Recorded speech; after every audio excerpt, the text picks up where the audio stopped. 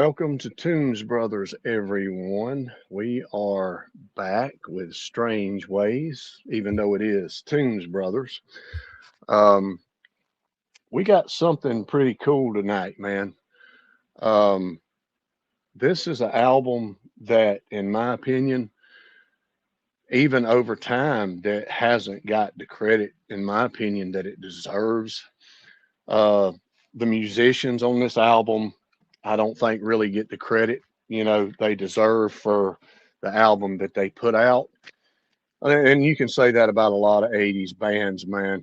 It just don't get the credit they deserve for what they done. Um, we're going to do the infamous, just absolutely, in my opinion, one of the greatest, just pure heavy metal rock albums ever put out. And that's my opinion. We're talking about an album that literally went to number one. I think, if I'm not mistaken, the first metal album to ever Yeah. chart number one on the charts. And not only did it chart Quiet Riot Metal Health, not only did it chart number one, it opened the gateway to what the 80s became because record companies were literally signing every band on the strip after that point. Yeah. Just bam. I mean, literally, man, that's how it happened. At least that's the story that's told anyway. Um, my take on this album, I've always loved it. And now there is a couple on here that I'm not crazy about. But that's it. The rest of it I do, and well, you got two that for me that I'm not crazy about, or one. Let's go with one. Uh, about Really? Only four. one? Okay. Yeah, only one. Now there's about four of them that's you can tell you can tell the filler on this album. It's Yeah. very cut and dry with the Yeah. filler, and I think that me and Rob, if I'm not mistaken, will probably be close to the same page on this album. Uh, at least everybody that I've ever known is kind of like the same songs, the best on this album over time, even from the beginning. But there is, for me, on this album, there is four playlist songs that always have. Now five. I've added one since I've been listening to the hell out of this, man. Since we, thought, said we was going to do it for sure. But anyway, an album I love.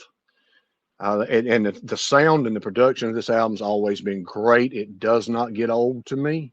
It sounds like something that would come out nowadays. The production's stellar on it, in my opinion.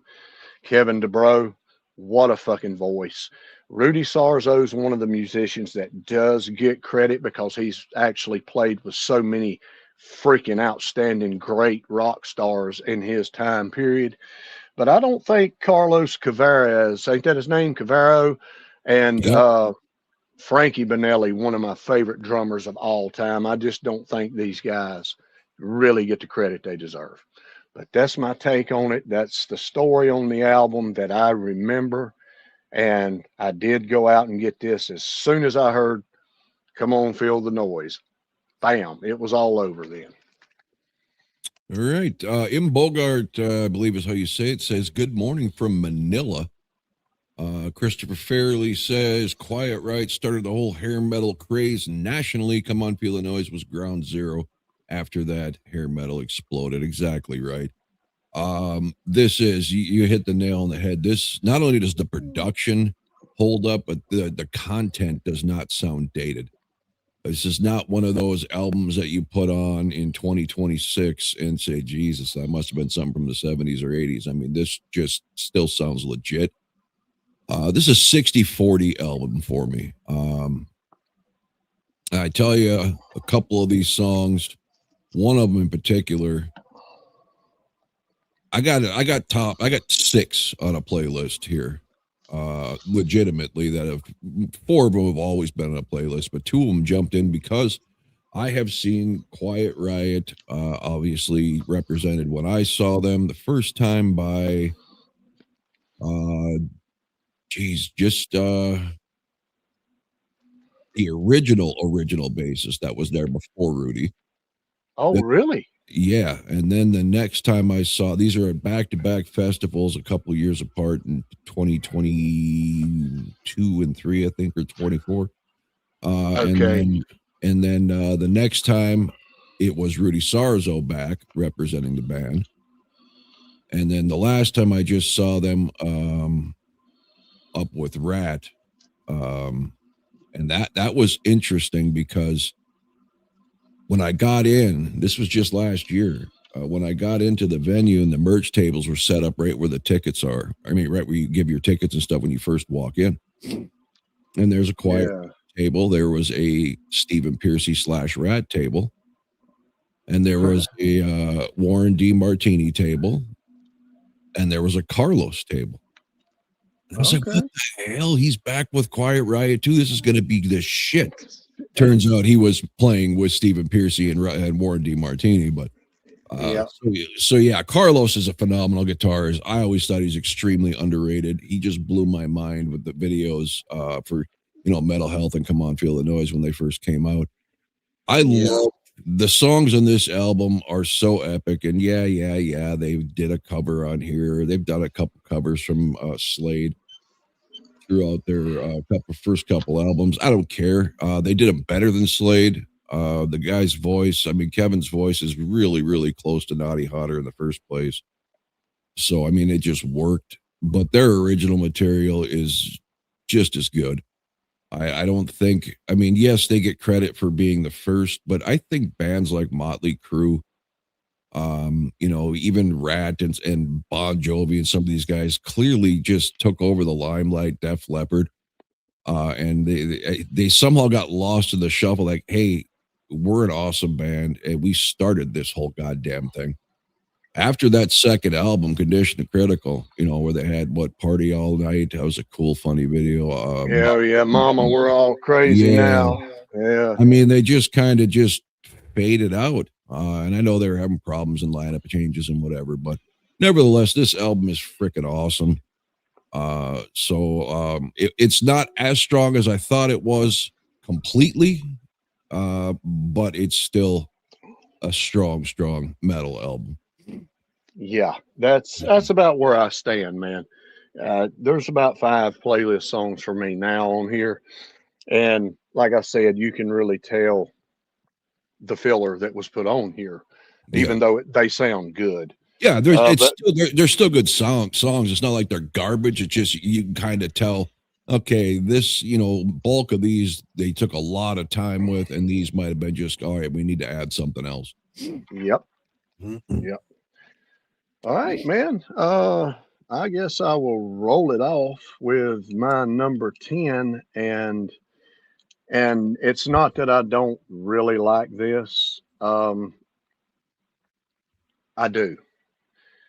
And this is not the song that I don't like. I just put this down there because it was the Battle Axe guitar solo, and Carlos is awesome on it, bro. I've always liked this solo. It's not a song like y'all say, there has to be something that's absolutely terrible. And one almost did make it to 10 for me on here.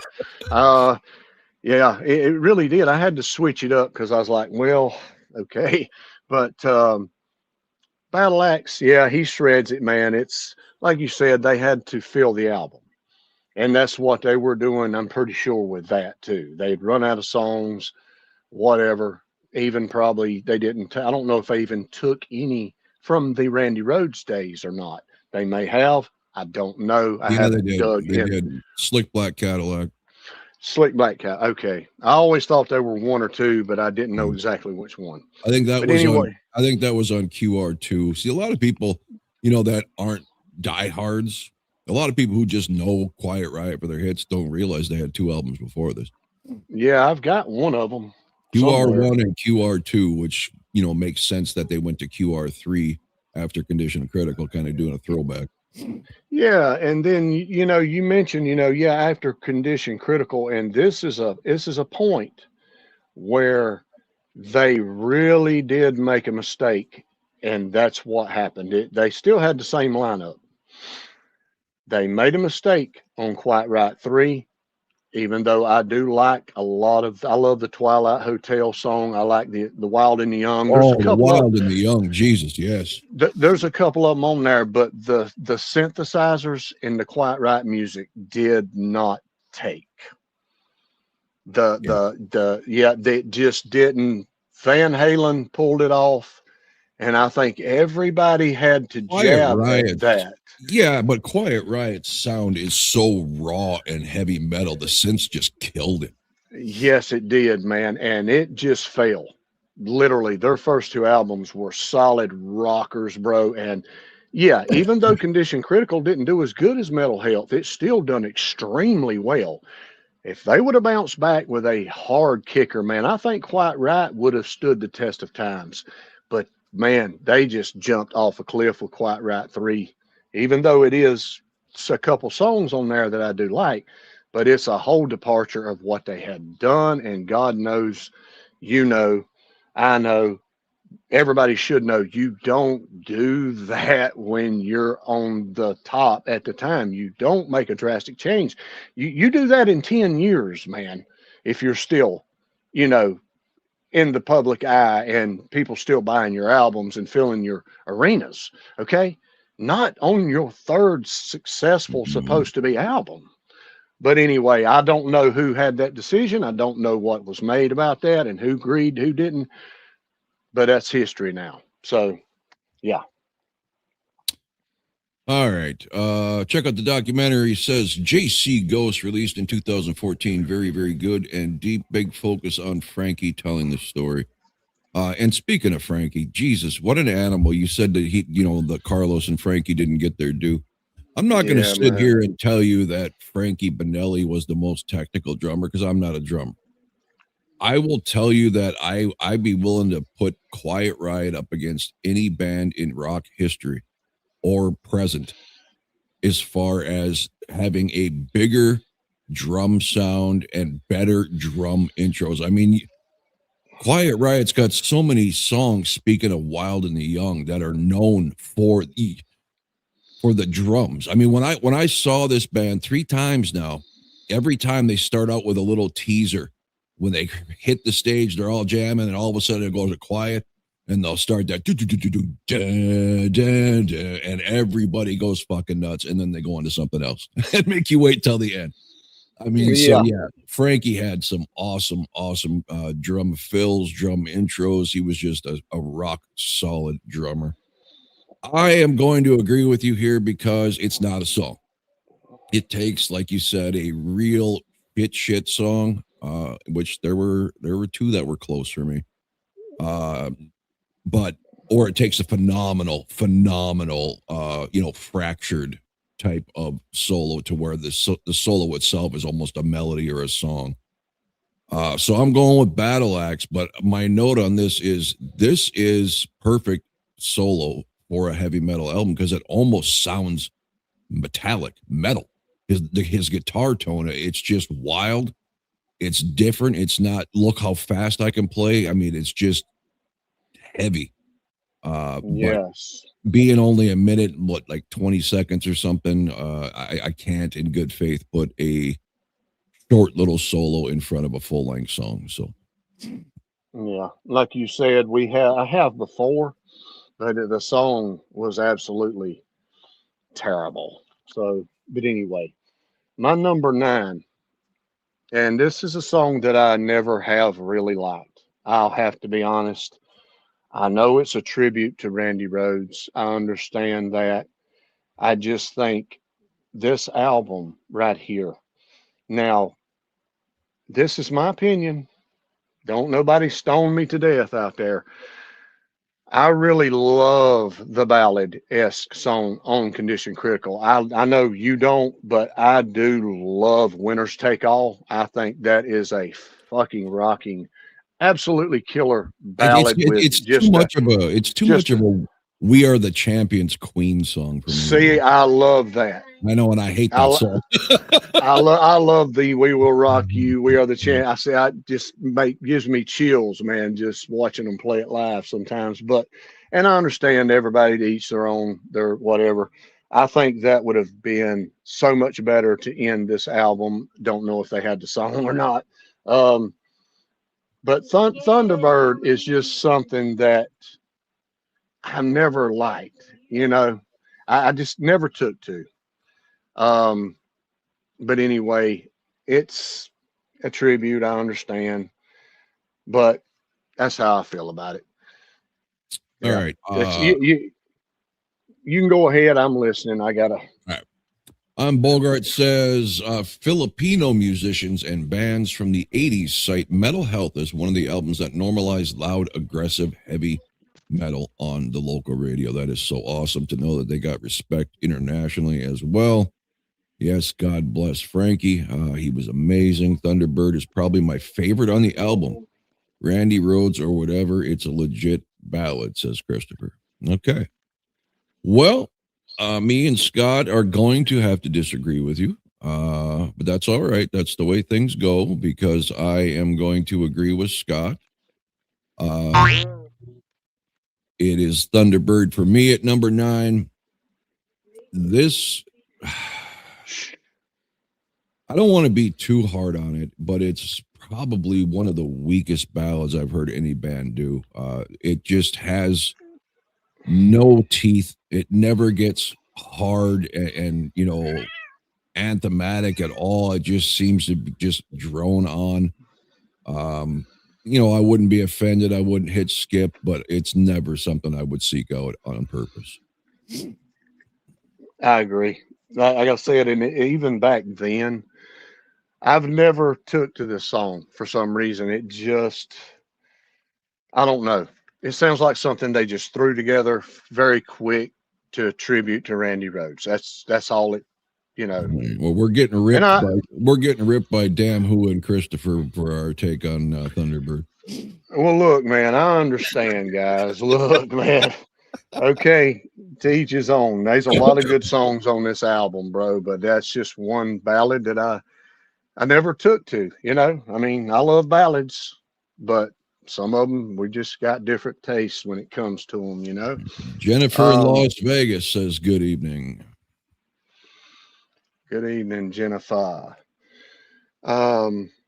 Number 8 for me is, now we're getting into songs from 8 to 6 that are for me. Me too. I can live with them or live without them.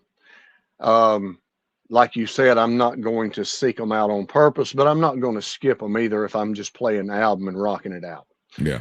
Run for Cover it's okay. It's got its moments. I love the breakdown in it. Ain't that the one that great leads though. That's why I say Carlos, man, dude. I got to see Quite Right twice, and it was all original, which I think I always call Rudy and whoever's in the very first music video. To me, that is who is original. Never mind, I lied. The first time I saw them, it was not original. Rudy was not there. It was a blonde-headed bass player. It was in a club in Charlotte. And that was absolutely fantastic, dude. We were right there. I mean, literally, you could just touch them. Yeah, I've seen so many bands there. But anyway, second time I seen them was around the time you said. It was 2001, I think. Poison, Glam Man. Hello. Was it Glam Slam Metal Jam? That's what it was called. It was Poison, Warrant, original Warrant, Quiet Riot, original Quiet Riot, and Enough's Enough. 4 bands, and that was one hell of a show right there, bro. But anyway, yeah, Run for Cover is one of those I can or whatever can, I won't skip it, but it's not my favorite. So there you go. Jennifer played drums for a heavy metal band back in the 80s. Really? She also said that as she got older, Quiet Riot sucked. Let me ask you a question, and without any confrontation, because I couldn't disagree more. Have you ever Wow, me either. listened? Have you ever listened to the album Down to the Bone? That to me is arguably one of Quiet Riot's best albums I've ever heard. Yes, that one. That is deep, dark, voodoo metal. I mean, that's kind of the theme they were going for on there. I absolutely love that album. So if you haven't heard that one, check it out. I know it's not readily available even back then. I had to find that. It took a lot of searching to find that. And nowadays, you're hard pressed to even see that listed in their category or their catalog. So Yeah, anyway, and check out Terrified. That's the tour I've seen them with the blonde bass player. I can't talk tonight. The blonde bass player.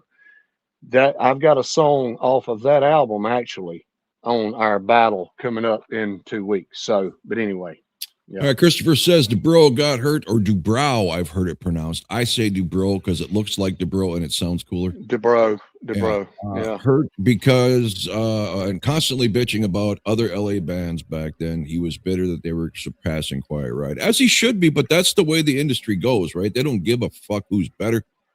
They just push who's going to sell at the moment, and you better hope you've got enough staying power to muster through there. But number 8 for me is Don't Want to Let You Go. This has filler written all over it. It's just not a very memorable song. It's not a bad song. But this one and the next one are in my I take it or leave it. I would have chose 7 through 10. I would have said, get your ass back in the studio and give me something else. But 7 and 8 for me, 8 being Don't Want to Let You Go, or at least a step in the right direction. Okay. Number 7 for me. And this is a little bit better. Breathless. And it's like I said, it's okay. It's in the same category to me as Run for Cover. These songs here, like I said, I never really listened to a lot, but I always, when I put the album on, I always completed it. When I done a whole album listen, which back in the day, I listened to this album a whole lot. And I still listen to the majority of this album to this day, at least half of it. At least half of it's in my playlist. So, but yeah, Breathless. Ain't that where he starts out that at the beginning of it, man? And I'm like, I'm trying to understand why. I didn't think they should have put that in there, but that's just me. Even though Dubrow's got one of the most wicked voices, in rock history. But anyway, yeah, Breathless is a good tune, but it's just not my favorite. And that's my number 7. All right, damn, who's got Breathless near the bottom? Jennifer, my inspiration for becoming a metal drummer. I have several things to counteract this statement. Was when I heard Tom Sawyer from Rush, All Hail the Professor. First of all, Rush is anything but heavy metal. Second of all, I don't know. I understand the respect he gets. I'm not saying he wasn't talented. I'm saying that off-timing drumming made every Rush song sound like the record was skipping. I cannot take the sound of the drumming and the timing of the drumming of fucking Neil Peart. I just cannot. But yeah, Rush is not heavy metal. Never have been, never will be. All right. They did have some harder edge songs, Yeah, like Tom but Sawyer and metal. stuff like that. But if you don't think, I'm on test Jennifer right here. Go listen to the Wasp song that Frankie Banelli was with Wasp after Quiet Riot. Go listen to the song The Real Me. Listen to that and tell me what you think next time you're in here about that. Drum that song if you can. That's it. That's a test. Yeah, damn who. Did anyone ever have a worse hairpiece than Kevin Dubrow? Oh, hell no. He had hair. all the Oh way down to yeah. here when I seen him, man. Yeah, but when he came out, come on, feel the noise, metal health. I mean, how they got called hair metal. He had like the typical almost horseshoe balding on top and just some curly fro coming out the sides. Okay, so Jennifer says, okay, then let's talk about Bill Ward or Nico. I love Bill Ward. I don't know who Nico is. Isn't Nico like a toy company, right? Or is that It Nico? sounds like it, don't it? The Kiss dolls are made by Nico, right? Yeah, Miko. All right. Let's go on. I am gonna tie again with Scotty here.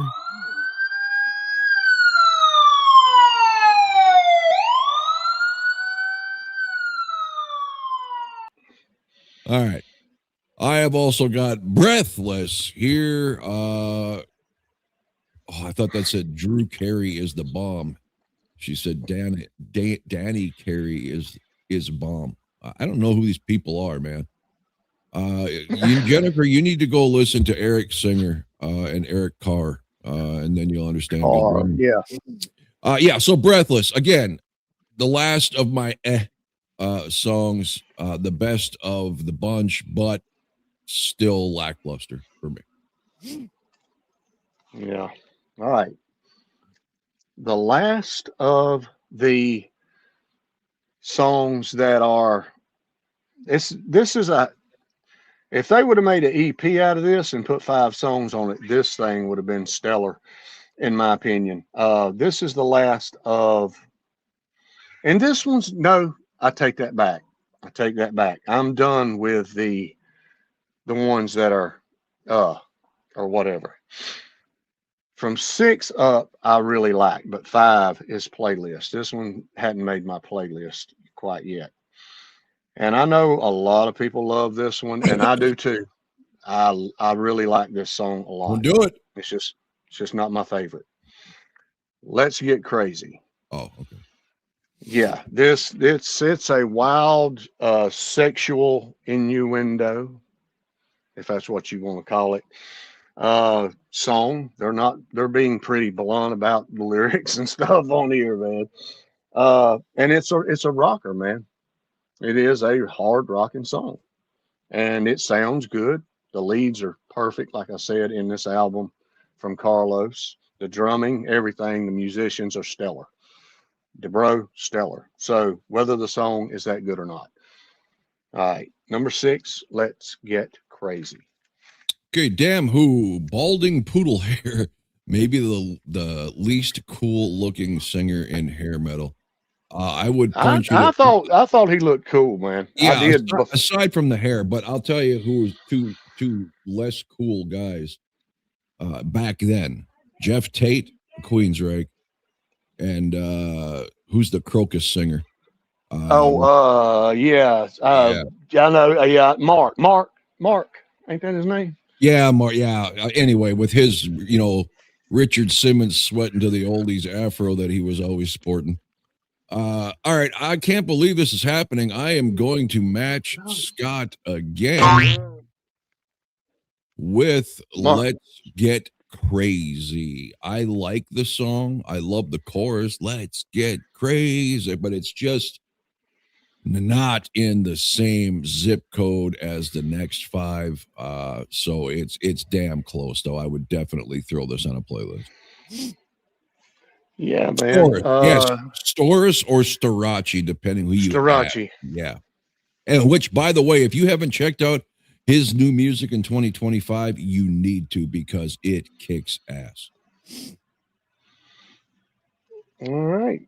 Now we're getting into the absolutely cream of the crop, guys.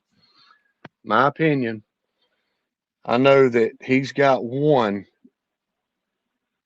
that I've already used, and I've got one in my cream of the crop that he's already used. So we're going to be close. Anyway, number 5 is, we just talked about it being a leftover song, Slick Black Cadillac. This one over the years has grown on me. It was not my favorite, of course, when I first heard this, but over time it has really grown on me and made my playlist. This is a true rocker, man. I mean, it's talking about being a rock star and in his slick black Cadillac, you know. And the chorus is great. I love the verses in this, man. It's just it's a heavy rocker, dude. To me, it's damn near a perfect song, and I can't brag enough on the production of this album. Whoever produced this album done a stellar job. All right. Christopher says, I don't even remember about 6 of the songs in this album. Yeah, a couple of them caught me by surprise in the last couple of days.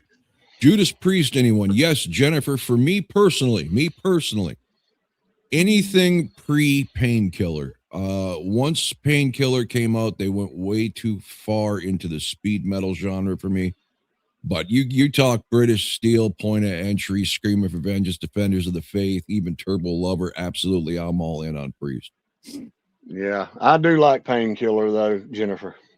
Yeah, and that like I said, it's borderline. Scott goes right up to the line. I step a few back with that speed stuff. So, yeah.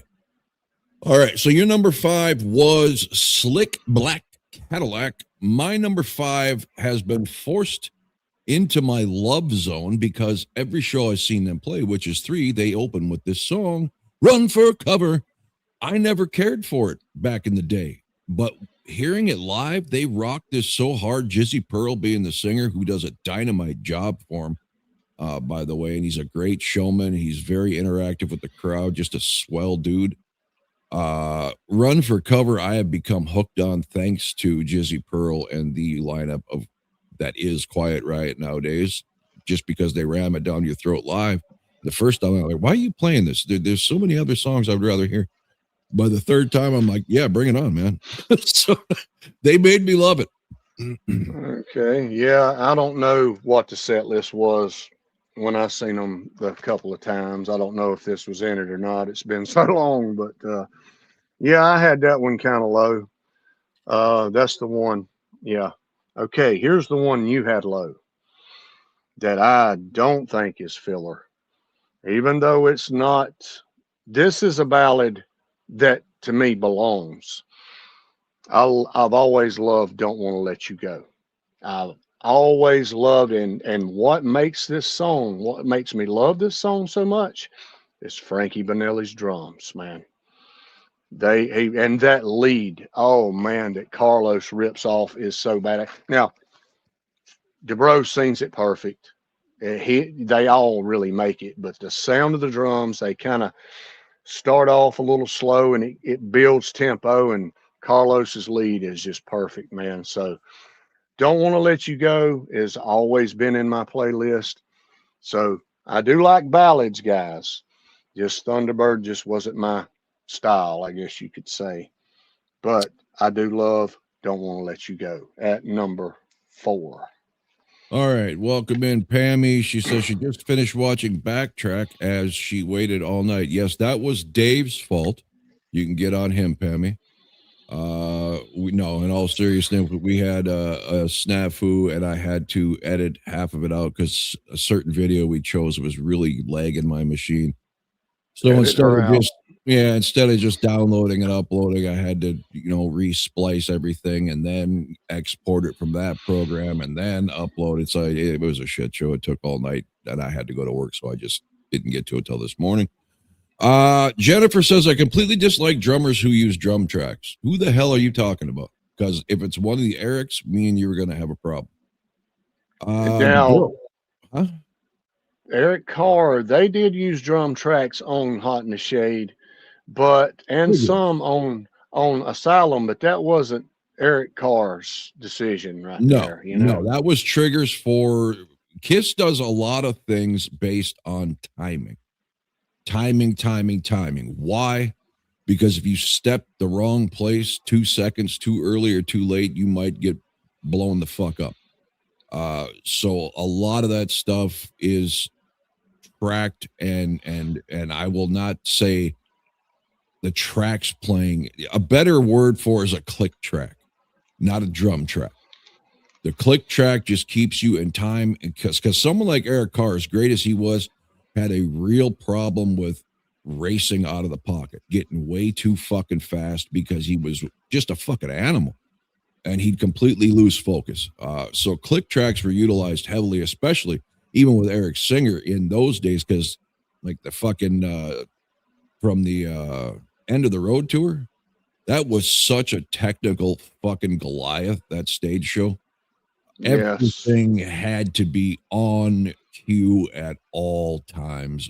So yeah, but careful how you use the word drum track. Drum track to me means there's a track playing and the drummer's faking it. All right. So that's, in my opinion, Kiss sucks. Well, Jennifer, we've got a huge problem now. Oh God, Jennifer's trolling us, man.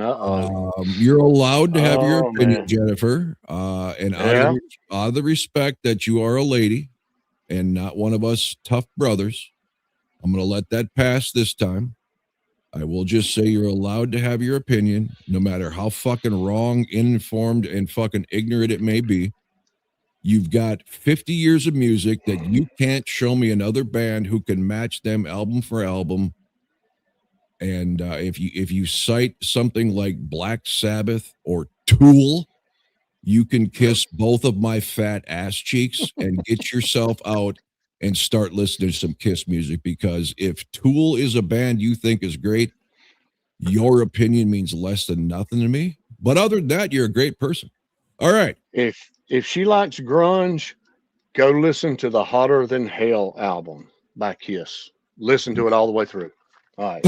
I can't respect anything Tool ever did. I'm sorry. And that's who that Danny drummer was or whatever. If you're going to tell me a grunge drummer was a great drummer, you already lost credibility to me. Anyway, I mean, sorry, grunge is far from anything but technical on any instrument, right? I mean, it's the least technical, laziest fucking form of music ever created, except for rap. Anyway. I agree. I agree with that. Number 4. Now, this is how you do a fucking ballad. One of my favorite ballads of all fucking time. Love's a Bitch. This is right up Lou's alley since he hates love. I've never, to this point and after, heard a love song be so evil and heavy. Whether it's anti-love or pro-love, just a ballad dealing with love. This is from his epic screams going into it to just how freaking heavy that chorus gets, man. I could listen to this on a loop all day. Same here. And that was your number 4. Mm-hmm. Okay. Number 3. I'm going to piggyback straight into Love's a Bitch. And this is a rockin' ass song. I damn near defy if this is a ballad or not. If it is a rockin' mid-tempo ballad, if that's what you want to call it. I never looked at this as a ballad. This is a steady beat, just rock your ass off song to me. But I can see where the love thing could fall into that category. But this is absolutely spectacular. This is one that I've always loved since day one. And these next 3 have always been. Love's a Bitch, man. Okay, so Jesus, we're like right on the mark with a lot of shit, or just one behind. Yes. Yeah, man. Number 3, and it is absolutely it. No, it come. I was gonna say it come close to number 2, but yeah, it's number 3, solid. Always has been for me. I love the song. I love the everything, the subject matter, all of it. It's badass. All right. Jennifer's got my ass hairs up tonight. She's locked and fucking loaded. She says that's okay. Really? Let's debate. So she throws out Iron Maiden and Metallica in response to Hey, I'm an Iron Maiden man and Metallica, so I'm not. Okay. No, Okay. no, no, no. No, But Scotty. I'm a Kiss man. That's I'm a what Kiss I'm saying. man, number 1. That's yeah, what I'm yeah. saying. So, Mm-hmm. what I have to say to her is Iron Maiden, you got a little bit of credibility throwing Metallica into the argument. Iron Maiden couldn't polish Paul Stanley's left nut on their best fucking day. Not only do they not have the fucking notoriety of the known songs for 50 years, they don't have the staying power. They don't have the album catalog. They don't have anything on Kiss any day of the week, not in the 70s, 80s, 90s, 2000s, or in the 3000s, which I'll be dead and gone for. Metallica is a whole different genre of music. That's like comparing Kiss to Run DMC. You cannot compare speed metal to metal. It's two completely different things.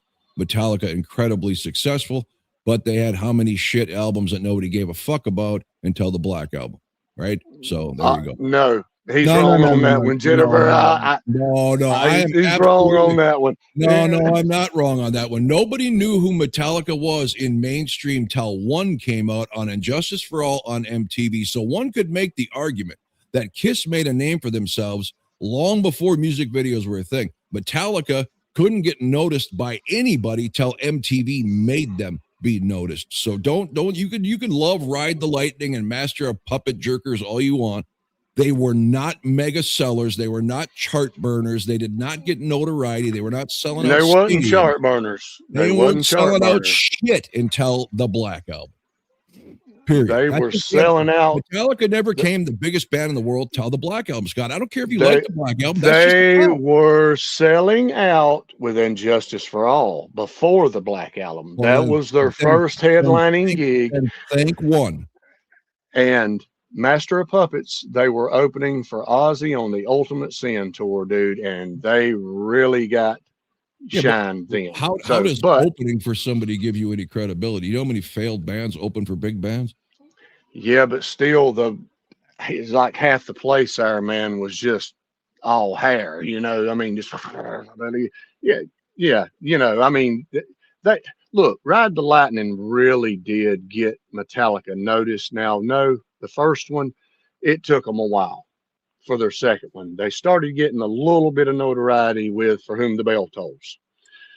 That was when they really started getting some headway. You started hearing the name, you started seeing the albums. I was getting the albums. And Master of Puppets just took it to another level. They're with the Prince of Darkness on tour. Boom. Then One, after that, that's when they took off. And then Black just solidified. And what was One? One was their first trek into Injustice for All. Let's slow it the fuck down and not sound like I'm throwing up on the microphone playing 3 chords the entire time. On half the song. Yeah. Yeah, exactly. I'll give you that. That's what, because believe me, before One came out, I had a very close friend that we'd hang out with all the time. And all he would fucking listen to is Metallica. It was garbage. You couldn't tell when one song stopped and the next one started. And One came out and I took notice and I loved the song. So it wasn't until Metallica calmed it the fuck down that they became the monster that they are, and the Black Album solidified. And this is where we and Rob disagree, everybody. Okay, so seriously, if the Black Album never comes out, you think Metallica's as big as they are right now? Yeah, I do. You know why? You're on fucking drugs. No, you know why? What do you have to support that?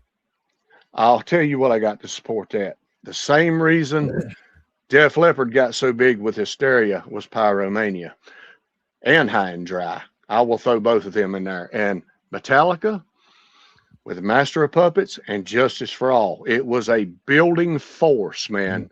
Just like AC/DC with Powerage and Highway to Hell to Back in Black, a building force. Boom. It's a theory, but it's true. It's not true. Whatever Metallica come out with after Injustice for All was going to be enormous. And let's not forget, it ain't the ballads that they should have wiped their ass with and threw off of that album that made that album so fucking big. It was Enter Sandman that made that album so big. Keep proving my point.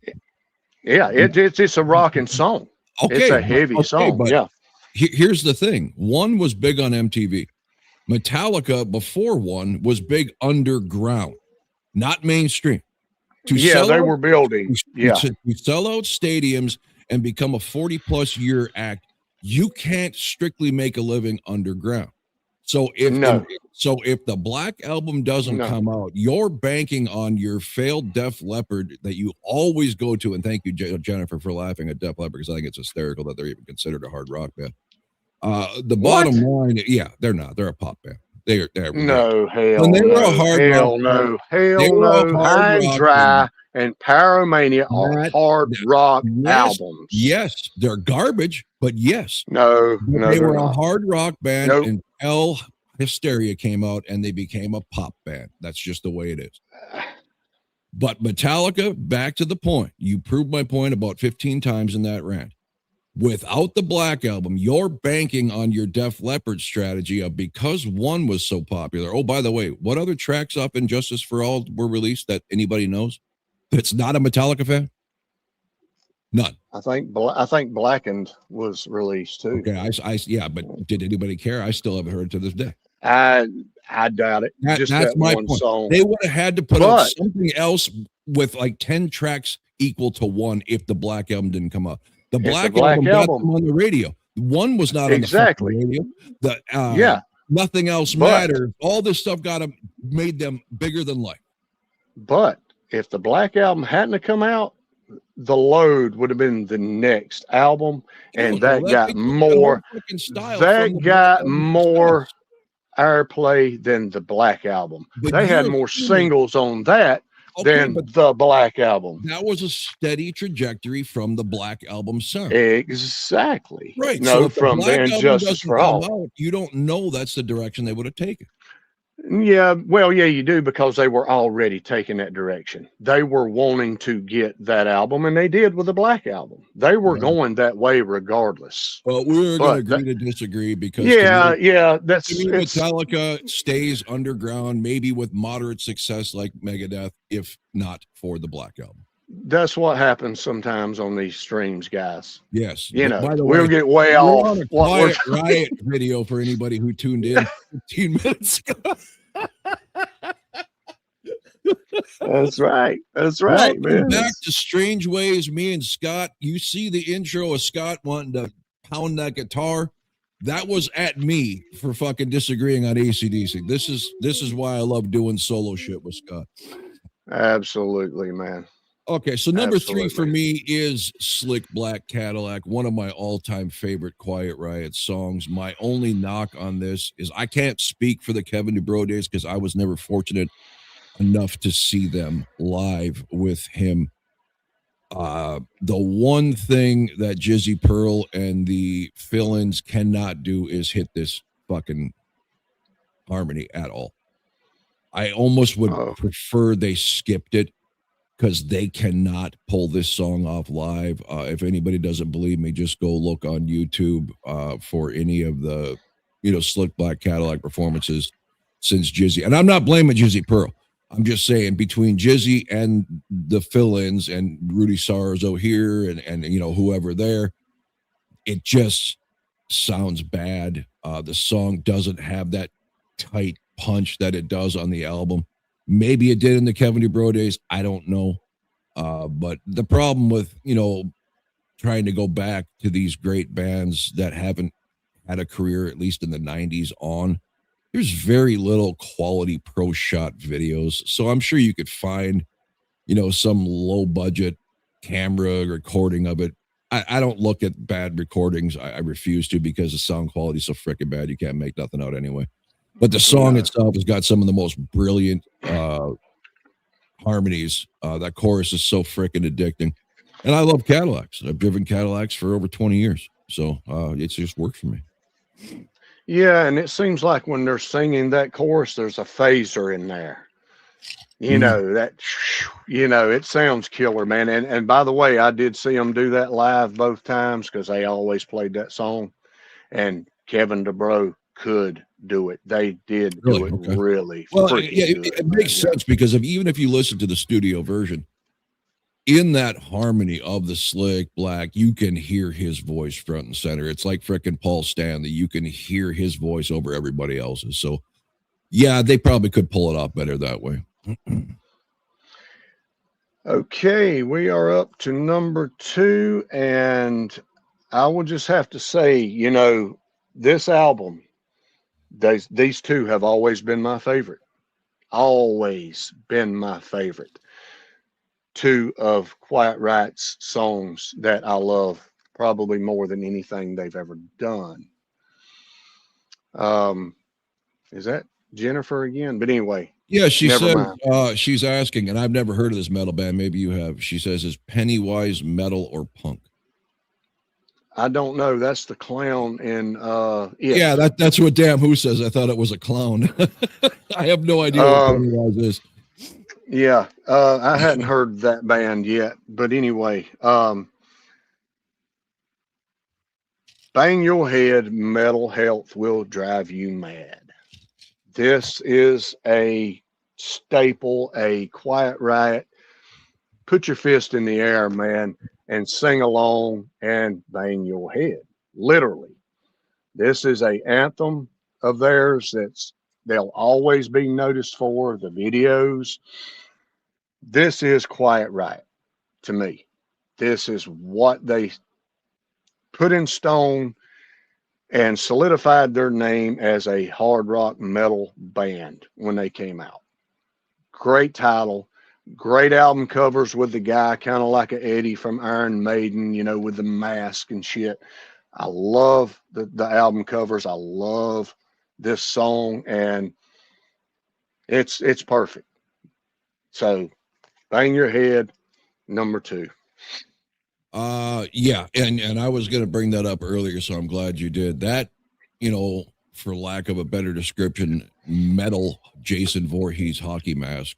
That was a badass image. They rode that as far as they could. I've always been shocked that they never got bigger than they were on that album, because I think musically they kept, I mean, not necessarily the songs, but as musicians, as most people do, they kept getting better. Dubrow kept getting stronger. I get he was an addict and they had ego problems and all that stuff, but it's just a shame. Jennifer says, any opinions on Gore? Here's the thing. I honestly can tell you, I know who they are very well. I remember them hosting Headbangers Ball.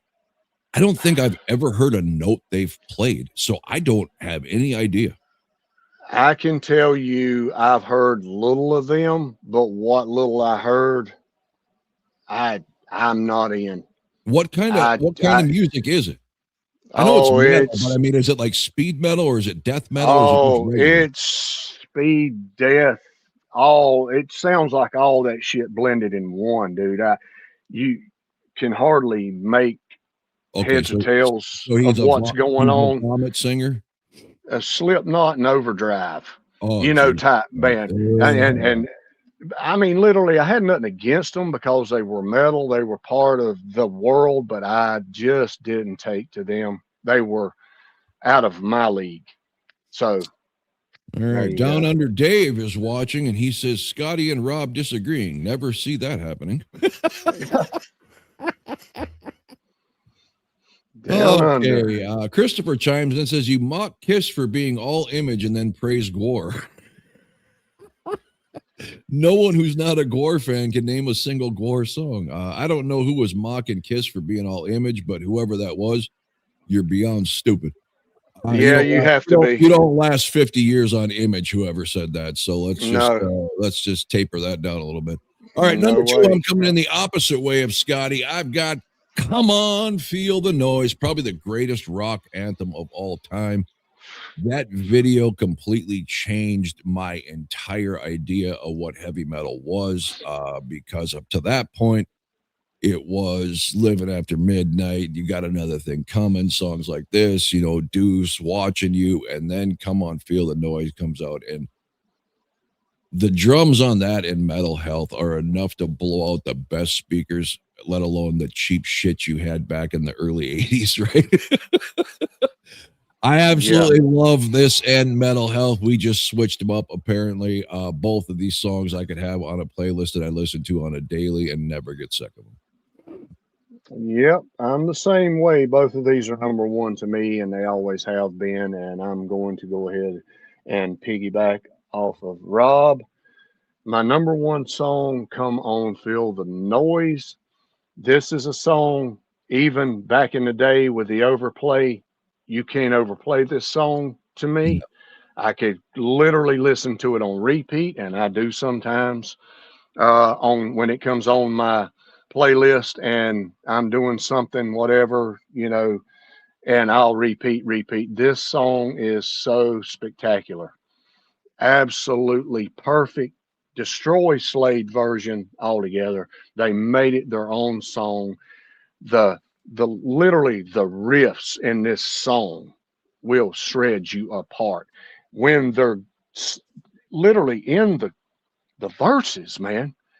Just the changes, the bass, man. Rudy is fucking playing the hell out of it. Carlos, the drums, it gets heavier as the verses are being sung. I love the interchangeable style that they're using on this song. I do not hear that in the Slade version. No. This is a absolute miracle song for them. This is what made them what they were and what they would become. And yeah, I understand that third album they kind of fell off, but their name stood the test of times because of this song right here. Yeah, And I have to say it. Literally, it's perfect. and I'll give Slade their due because and I believe me, when I heard Jesus, Come On Feel the Noise and Mama We're All Crazy Now, I had no idea they were Slade songs. None.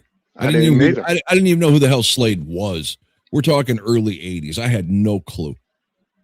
Slade was never a band until Run Away later in the 80s. Yes, that's when I noticed them. I mean, that's the first time I had heard of Slade. So when someone said these are Slade songs, I'm like, the Run Away band? And I had to go research. For the time they put them out, they were good songs. Quiet Riot, like you said, made them their own. Both of these songs faster, tighter, bigger sound. Production from 80s, from 70s could have played a little factor in it. But Slade was never a musically, I'm going to awe you type band in the first place. I mean, they had some cool riffs, speaking of Run Away, some cool little guitar melodies, but Quiet Riot made these just iconic songs that, I mean, nobody knew of these songs from Slade. So that tells you they didn't work for Slade, but they sure as hell worked for Quiet Riot. One thing Slade did was write good songs. Yes, they did. And a lot of bands do that. Yeah. Jennifer is not going to stop. And let me just say, I've had my fun ripping her. She's had her fun ripping me. Thank you for being here, Jennifer. It is so fun to argue with anybody but a female. You're going to take our 6% female demographic and raise it 1%. That works for me. She says, let's talk about Alice Cooper. Hey, I love Cooper. Yes. I love some of the 70s Cooper. I love my two favorite Cooper albums are back to back, Constrictor and Raise Your Fist and Yell, because they're more commercially hair metal than his older stuff. I didn't mind the one that came after that. I think it was immediately after that Lost in America was on. That was a pretty good album. The Feed My Frankenstein, Hey Stupid stuff was okay, but the Poison song just rubbed me the fucking wrong way. That was just a terrible fucking song. And overkill. Yeah. Overkill. But yeah, Alice Cooper, without a doubt, an absolute fucking legend. Inspired. Welcome to my nightmare. There you go. Without Cooper, we don't have Kiss, and without Kiss, we don't have everything else. So there you go. There you go. All right. So Metal Health, the most iconic fucking drum opening in the history of all music ever. I think Beethoven tried to do this, and he just couldn't figure out how to get that opening drum beat to come out on his piano. Absolutely amazing. The epic metal icon for my taste. Iconic anthem. This is going to stand the test of time. This, like Back in Black. This, like fucking Rock and Roll All Night. So many of these legendary bands have that battle cry, and for Quiet Riot, this was it.